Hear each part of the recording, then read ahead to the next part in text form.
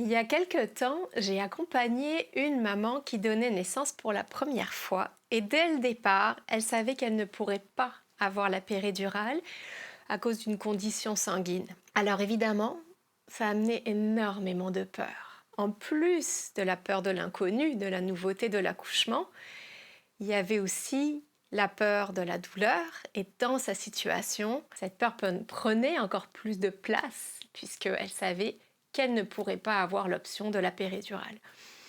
Alors, pendant sa grossesse, on a beaucoup travaillé ensemble. Pas juste sur la théorie de comprendre ce qui allait se passer à l'accouchement, mais concrètement dans son corps. Pendant la grossesse, elle a pratiqué le yoga prénatal avec moi. Elle a appris à respirer, à se centrer. C'était pas juste faire des exercices de préparation à l'accouchement, c'est vraiment apprendre comment respirer différemment, comment placer son corps pour que la respiration soit ample, comment amener de la détente dans son corps. Elle a appris à bouger en suivant ses sensations. Elle a appris aussi à revenir dans son souffle malgré l'intensité qui serait là. Donc elle a travaillé avec moi sa respiration, ses mouvements. Elle a appris à faire des sons graves, elle s'est entraînée à faire des sons graves avec son conjoint d'ailleurs. Elle a appris en fait des repères concrets dans son corps et surtout, ça lui a amené un sentiment de confiance et de sécurité. Tranquillement, tous ces repères sont devenus familiers pour son corps, ont créé des ancrages. Alors le jour de l'accouchement, elle n'avait plus besoin de réfléchir à tout. Son corps connaissait déjà le chemin pour rentrer dans ces états qu'elle connaissait.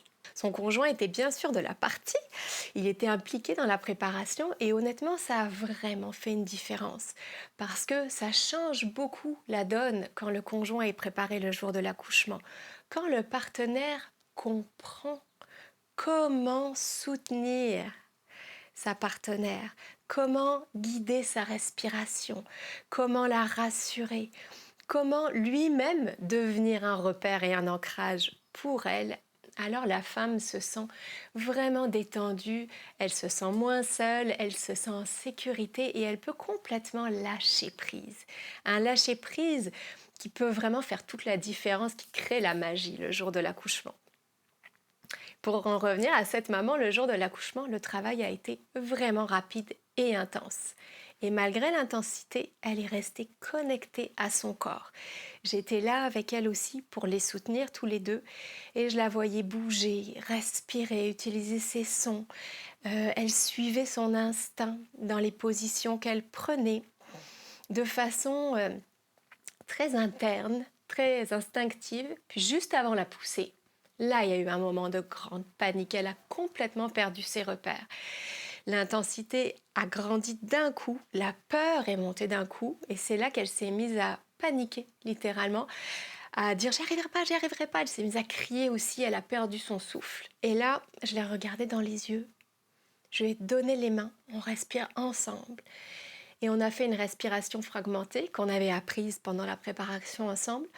Et je l'ai faite avec elle, en la regardant dans les yeux. Et au bout de 2, 3 respirations, je l'ai vue rentrer à nouveau dans son état intérieur. Je l'ai vue retrouver son calme, sa respiration s'est focalisée sur cette respiration fragmentée et elle a retrouvé son centre. Et 20 minutes plus tard, elle avait son bébé dans les bras. Et elle me regardait en me disant « C'est quelque chose un accouchement, je suis tellement fière de moi ». Ça, ce sont des moments vraiment magiques qui peuvent se passer le jour d'un accouchement lorsqu'on a des repères concrets dans notre corps, qu'on a pratiqué, qu'on a intégré dans notre corps pendant la grossesse. Cet accouchement-là, il était vrai, il était intense, il était puissant. C'est un accouchement où la maman n'a pas subi quoi que ce soit, où elle était pleinement actrice de ce qu'elle a vécu. Elle avait ses repères, ses outils, elle avait son soutien, son conjoint, moi. Elle avait sa préparation, bien sûr, avec elle. Et tout cela a créé cet espace où elle s'est sentie en sécurité et où son corps a pu travailler de la façon la plus merveilleuse possible pour donner naissance à son bébé.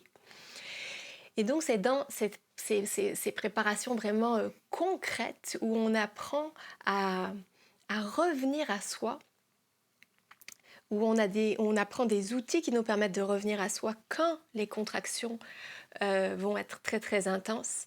C'est ça qui fait vraiment en fait toute la différence à l'accouchement. Dans la prochaine vidéo d'ailleurs, je vais vous nommer les points qu'une préparation à l'accouchement selon moi devrait inclure pour arriver avec suffisamment de repères justement le jour J, pour avoir assez de confiance, assez de repères, assez d'ancrage intérieur pour que le corps retrouve le chemin qu'il connaît sans entrave. Donc on se retrouve dans la prochaine vidéo où je vous parle de ce qu'une préparation complète comprend pour la naissance.